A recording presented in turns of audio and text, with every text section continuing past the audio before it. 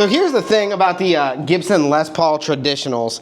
They are totally different depending on whatever year of the traditional line that you're looking at with Gibson. Hey everybody, Cliffhanger here from Replay Guitar Exchange. Be sure and check out our website, replayguitar.com, especially if you're interested in this guitar that we're gonna go over today, because it is a rockin' Les Paul, and it is kind of an interesting one. The Les Paul Traditional series, it started in 2008, and it was supposed to be like a throwback to like the classic style Les Paul. No, you know, crazy bells and whistles. It was supposed to be a solid piece of mahogany on the body and a carved AA maple cap, 2 humbucking pickups, and just a volume, and a tone, no push-pull capabilities, set of Grover tuners, like a 50s feeling neck. Then as time went on, Gibson kind of changed the formula a little bit for what the traditionals are, and they kind of muddied the waters, which kind of makes it confusing depending on the year of the guitar that you're looking at. Like for instance, this one here is a 2013 that was just traded into the shop, and it is weight relieved.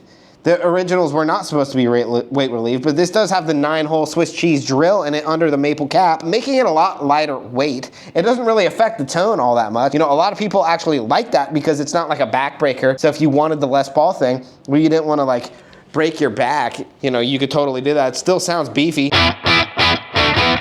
It still sounds really, really full. And then we do have locking Grover tuners on this guitar, which obviously that's not like a traditional Gibson thing. You know, back in the day, they weren't like, hold on, let me just pop a string in here and lock it up real quick. It does still have a rosewood fingerboard with the trapezoid inlays. The pickups here are 57 Classics. We have a AA flame maple cap. The weird thing about this is it also has a 3 push-pull system. So we can split, do a coil split where if I push this out here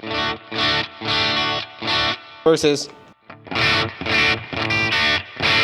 you can hear a lot of that low end come in, that humbucker really bucks that hum. The good thing is there's not that much hum when it splits the single coil. Same in this position here.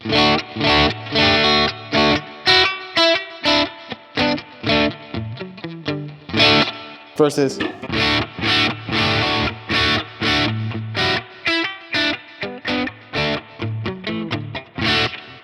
it does have a tiny little neck, which is more akin, in my opinion, to like what is the 2020s Les Paul standards of the 60s line. You know, you have the 50s line and then you have the 60s line. This feels more like a 60s style Les Paul standard to me, even though this is a Les Paul Traditional Pro 2, which they changed the name on that over time. Like, so originally it was the Les Paul Traditional, and then as time went on, now this is the Les Paul Traditional Pro 2 with the changes like the push-pulls and all that kind of stuff. Now, this guitar does have a little bit of wear. There is some wear here. There is some light belt rash and up in the top, and I just want to be transparent about that. It's character, baby. That's nothing to worry about, just a little bit of character, but you know, I try to be transparent about that. Kind of a tiny little neck on this guitar. Probably wondering what it's going for. $22.99, right at $2,300. Keep in mind it does have the battery compartment here as well. So if you're interested in it, please don't hesitate to reach out.